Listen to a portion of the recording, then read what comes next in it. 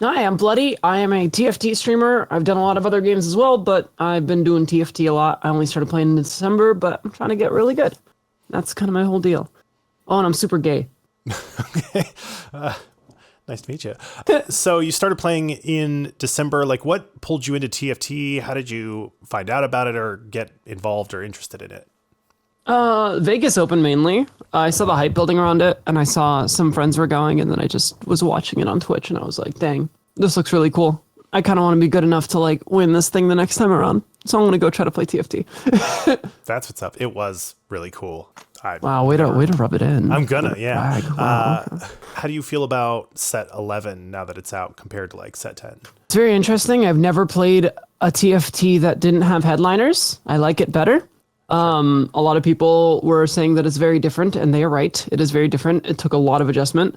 I think I like set 11 better, but this is also the first set that I get to like start with everybody else. So I think I just have bias. Like this will forever be my first full set of TFT. Have you been like preparing for this tournament in any particular way? Have you been studying or watching any streamers, or how are you preparing?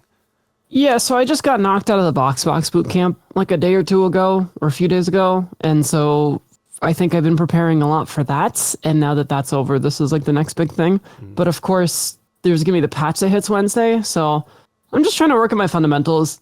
I'm not too sure the meta knowledge is going to carry over to the big shakeup that is the next patch. So I'm just going to do my best to keep familiarizing myself with like consistently solid levels of play throughout different stages of the game and hope that that carries over to different knowledge of specific comps. I'm hoping that by the event, I have like 3 or 4 comps sort of in my brain as like, these are the things that are my go-tos to play. And that seems a bit more viable a few days after the patch to even just have like 2 or 3 things that you're like, okay, these are kind of my go-tos. Because everyone's going to have a few different go-tos, I think. Yeah. Have you like found your play style that you've settled into? Do you like rerolling or fast 9, or how do you approach the game? So I'm a noob, so rerolling's easier.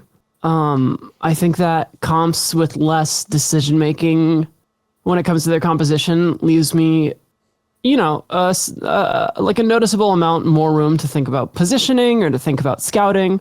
Focus more on item construction, eco, stuff like that. Like I definitely, I've played a lot of other games competitively at the highest level. I'm definitely very, very behind on TFT. And so it's very important for me to acknowledge that like certain comps will take up way more of my brain space than others. Sure. So if I'm playing like Bard reroll, then I can focus on other things. Yeah. Like I can focus on scouting, I can focus on positioning more, et cetera, et cetera.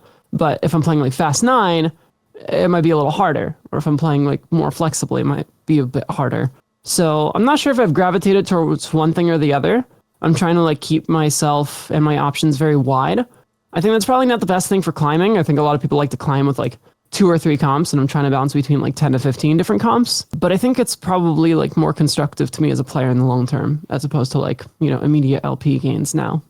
I was totally going to say that like early on in this set, I like fall into this trap where I find a few comps that I like and I just play them a lot. And then the meta shifts, patches come out, and I realize like, oh, I can only play like one of those comps anymore, and I have to learn tons of new lines. And so I keep trying to force myself to like play what the game is giving you, be a little more flexible, learn a lot of different lines.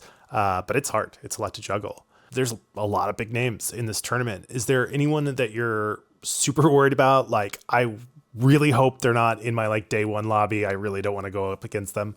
Yeah, so it's like, obviously there's a lot of lab players. I think there's like 20 or 30 lab players. 26, I think somebody in yeah, my Discord said. So I am one of the newest members of the lab, which I'm very thankful for. I think that's like a really difficult thing for newer players to have like people to practice with. Totally.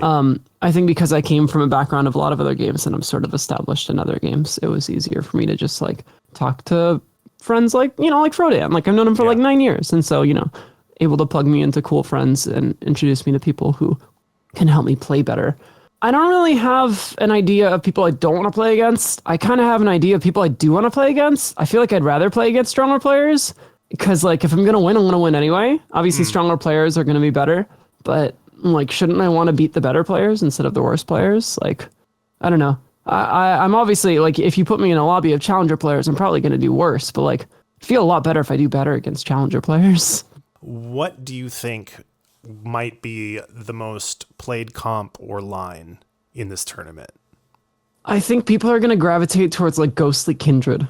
I think a lot of people aren't giving it a lot of weight right now because it's like fine.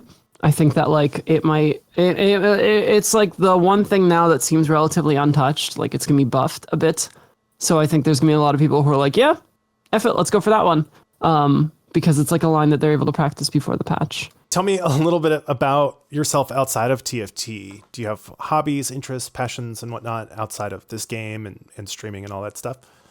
Yeah, I have a girlfriend. She's great. I love her. We, hang out a lot.